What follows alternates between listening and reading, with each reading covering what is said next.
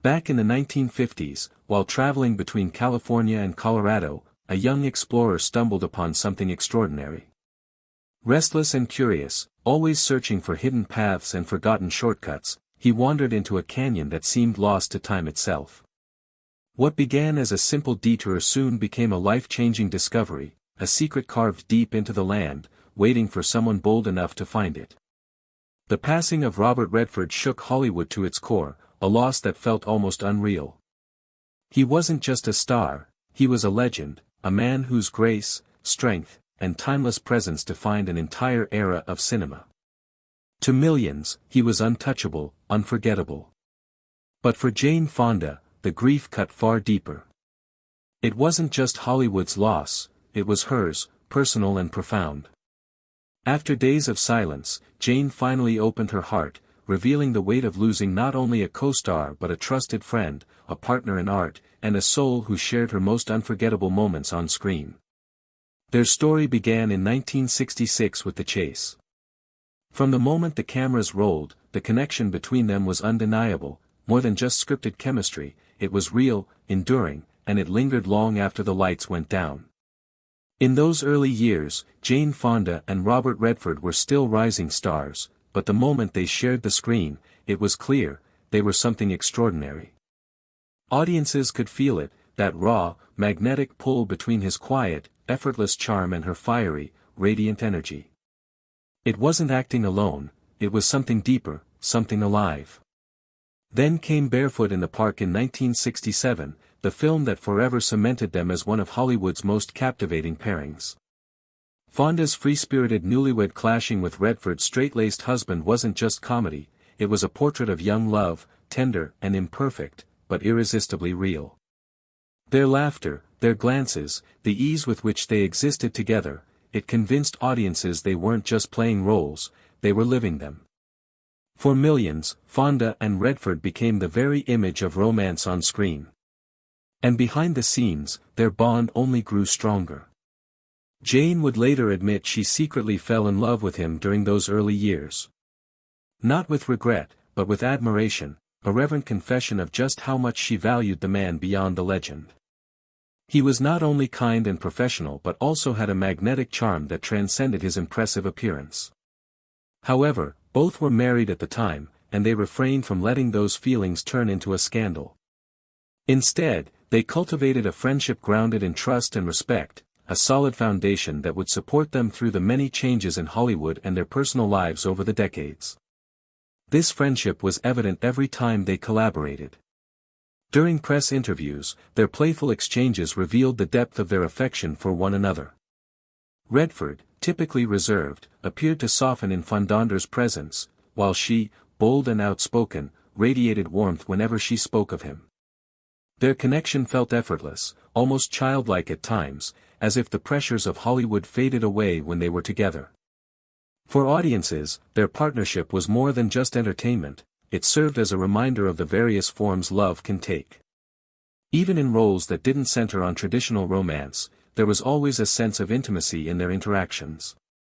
Fonda once remarked that acting alongside Redford felt instinctive, like stepping into a role she had always known. That naturalness, that fluidity, was what made viewers feel so connected to their characters. Their work was not merely entertaining, it resonated deeply because it carried the essence of something authentic.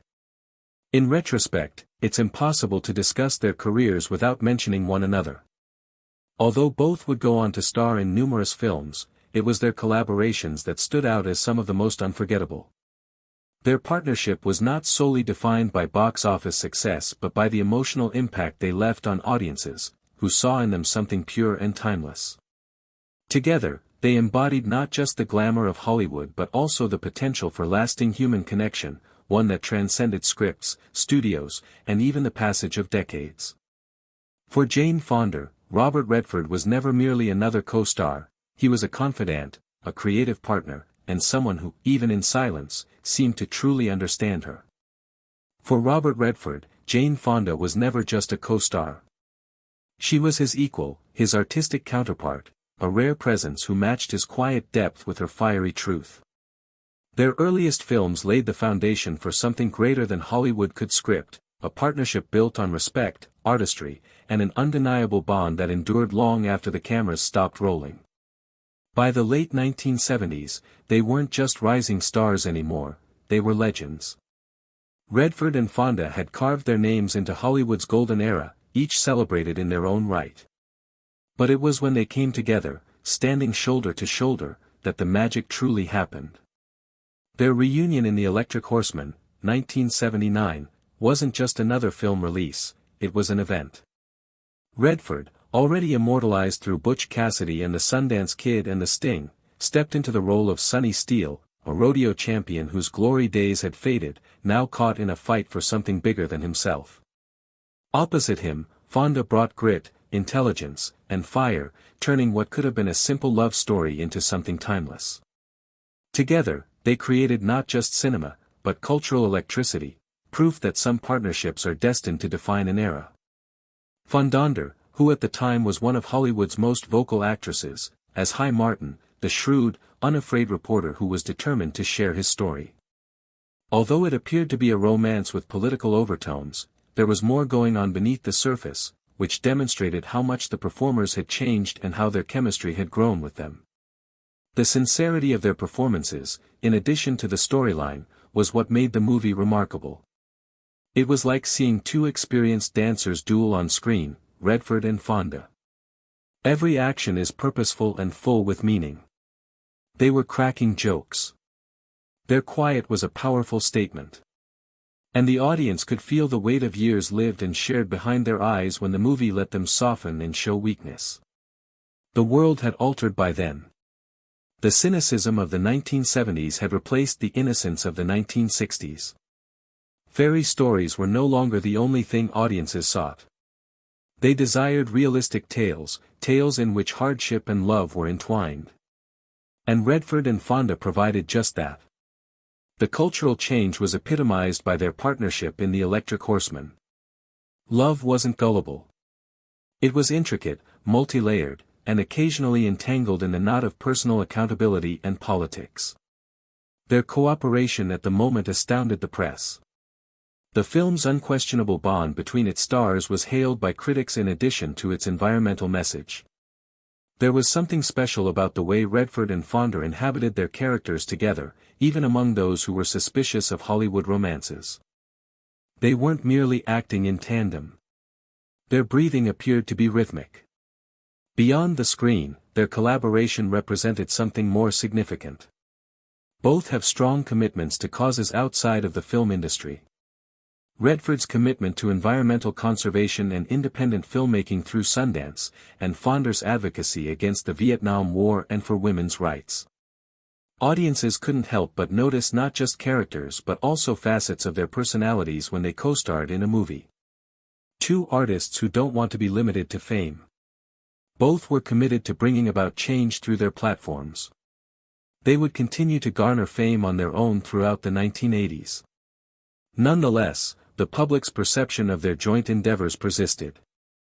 Fonda and Redford were a sort of cinematic what-if for many. What if the most adored couple on screen had also fallen in love off-screen? However, such conjecture only made it more alluring. Their collaborations had a unique authenticity because their relationship was still based on mutual respect and long friendship. To enthrall the globe, they didn't require scandal or tabloid drama.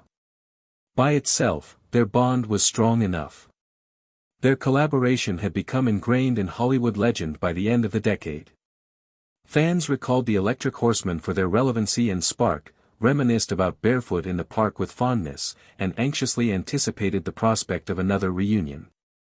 Every endeavor had seemed like a new chapter in an ongoing narrative. One that communicated to their identities as actors and as individuals to one another. Their collaboration's heyday was about more than just box office receipts and movie credits.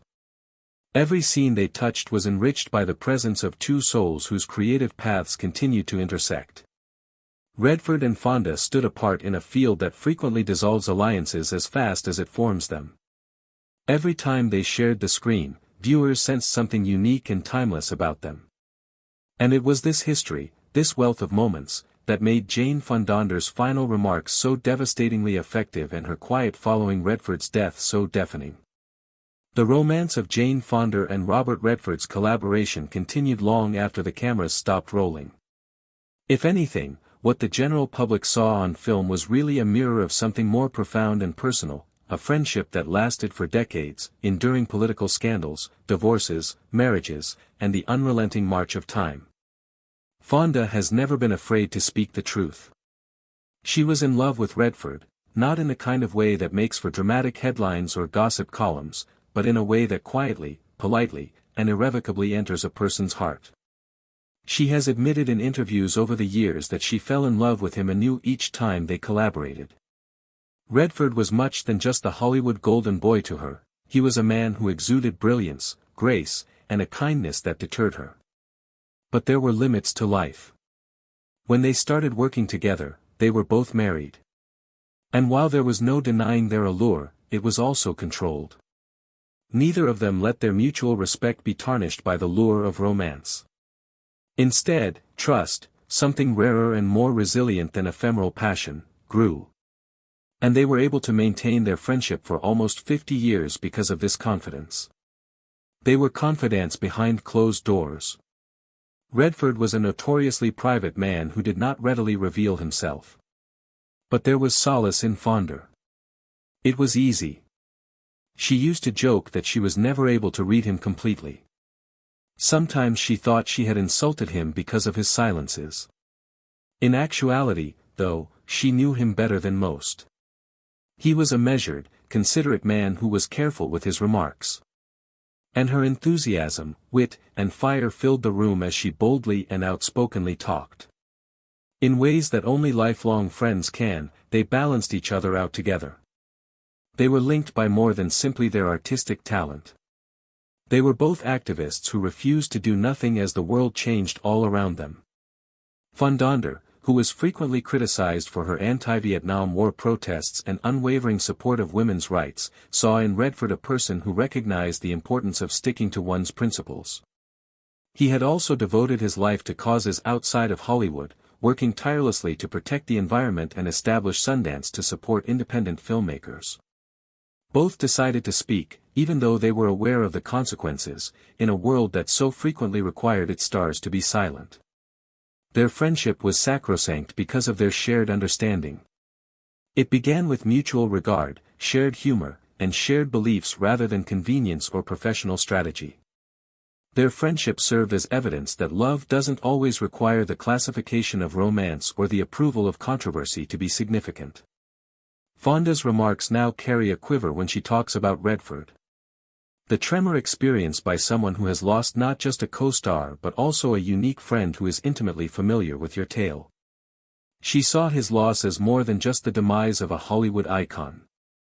For the most of her life, she had relied on, loved, and trusted this voice, and now it was silenced. Their narrative was not a traditional love story. It was something stronger, more durable. The connection between two souls who chose to stay in each other's orbit year after realizing each other's light. Furthermore, Jane Fonda's sorrow in the wake of Redford's death goes beyond the passing of a time. It concerns the reunion and the death of a friend who had played a significant role in her life. Robert Redford and Jane Fonda had already penned one of Hollywood's most memorable chapters by the year 2017. As audiences grew up witnessing their light-hearted banter and unmistakable chemistry, their duets from the 1960s and 1970s had long ago become classics. However, few could have imagined that these two icons would make a final appearance on screen together in the latter years of their careers. The Netflix release of Our Souls at Night was not your typical film. It was a love letter to all they had in common, a reunion, and a farewell. The project itself had a sense of destiny. In the film, Addie Moore and Lewis Waters, two long-standing neighbors in a small Colorado town, find comfort and camaraderie in each other's company as they age.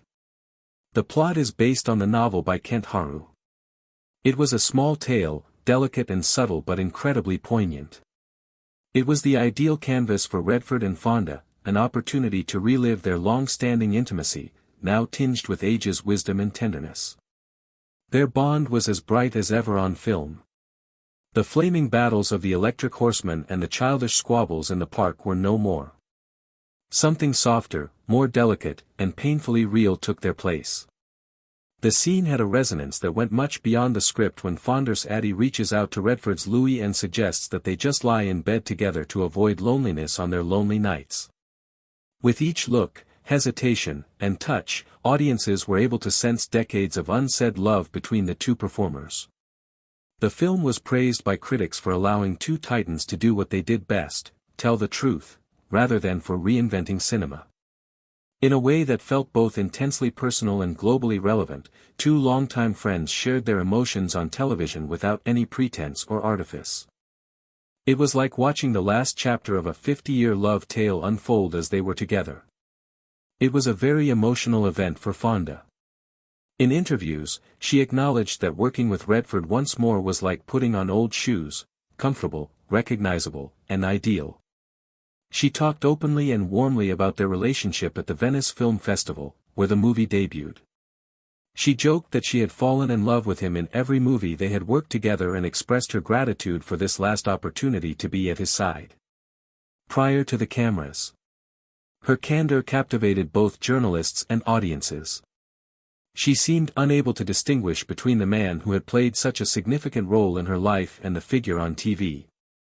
During the film's press cycle, Redford also appeared contemplative. His quiet demeanor was broken just enough to reveal the depth of his bond with Fonda. He commended her bravery, her tenacity, and the way she challenged him to grow as a person and an actor. It was uncommon to hear the infamously secretive Redford talk so candidly about a co-star, and it was a clear indication of how much he respected her. For both stars, Our Souls at Night evolved into more than simply another movie credit. The person was a programmer. It was the last act of a story that fans had been following since the 1960s. Seeing them together again was a moving experience for many, serving as a reminder of the timeless quality of film. There was a lingering sense of finality for Fonda and Redford as well as Addie and Louis' characters after the credits rolled. They had gone in various paths with their jobs. However, fate had brought them back for a final performance. In retrospect, the movie seems like a gift, a chance for viewers and Fonda herself to bid farewell to a collaboration that had shaped so much of their lives. Our Souls at Night now bears an even greater burden in the wake of Redford's death. It is no longer merely a heartwarming tale of two individuals falling in love in their later years. As a last testament to the love, trust, and enduring connection that characterized Jane Fonda and Robert Redford, it stands as a monument to their relationship. It's like witnessing two friends murmur their goodbyes when you watch the movie today. Being aware that even though their tale is over, it will live on in the hearts of people who loved them forever. A film and love legacy. In Hollywood, box office receipts, honors, or cultural impact are frequently used to gauge a legacy. However, the tale of Jane Fonda and Robert Redford transcends such limited analysis. Theirs was a legacy of connection as much as artistic accomplishment. A connection that endured over decades, outlasted fashions, and possessed a genuineness that even the most dazzling spotlights of celebrity cannot stifle. Redford's legacy is evident. He wasn't merely a good-looking leading man. As an actor, he could move fluidly between idealistic crusaders, sensitive romantics, and tough outlaws. His critically acclaimed works, such as Ordinary People and Quiz Show, demonstrated his talent for telling compelling stories behind the camera. Long before Becoming Green became a fad, he was an activist dedicating his resources and influence to environmental protection. His Sundance Institute gave voices that Hollywood might have otherwise disregarded a platform, changing the course of independent film. However, Redford's legacy to Jane Fonda went beyond his actions. It had to do with his identity. His steady demeanor counterbalanced her own burning intensity, and she perceived him as a man of quiet dignity. She respected his patience, his restraint, and his ability to demand attention without ever raising his voice. He proved to her that being strong didn't always mean being loud. In addition, Redford's career was entwined with Fonda's in ways that neither of them could have imagined when they initially appeared on the same set. She developed into one of her generation's most versatile actors. Unwilling to accept roles that went against the grain of society. She was provocative, bold, and outspoken. An actress who defied the limitations placed on women by Hollywood.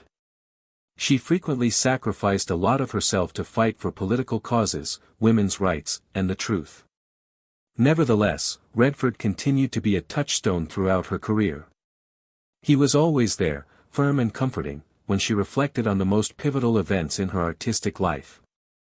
When together, they embodied a unique quality in Hollywood. Prolonged life without controversy. Public feuds and media scandals never tarnished their relationship. Rather, it was characterized by affection, respect, and an unwavering trust that persisted for more than half a century. Instinctively, audiences noticed it. Whether they were in their prime or nearing the end of their careers, Redford and Fonda exuded genuineness when they were together. They didn't simply behave in opposition to one another. They paid attention. They answered. Their connections transcended the narrative. Their greatest legacy may be this. They provided us with something tangible in an illusion-based industry. Their chemistry was real, even though their characters were made up. It served as the unifying theme that connected all of their movies in the minds and emotions of viewers. When Redford and Fonda appeared on film, fans frequently said that it was like being privy to a secret and that their sharing was not purely theatrical. Redford's departure has given that thread a new significance. Together, they produced movies that went beyond simple amusement. These historical records trace the development of a relationship that lasted for 50 years, as well as the artistic prowess of two legends. It feels different to watch Barefoot in the Park now than it did back in 1967. It seems like the start of a tale whose conclusion we already know. Seeing our souls at night is like bidding them go. But maybe that's what makes movies so beautiful. It enables us to persevere. Even though Redford is no longer with us, his quietness, grin, and understated gravity will always be captured on film. Fonda, who may have known him better than anybody else in Hollywood, will always remain by his side.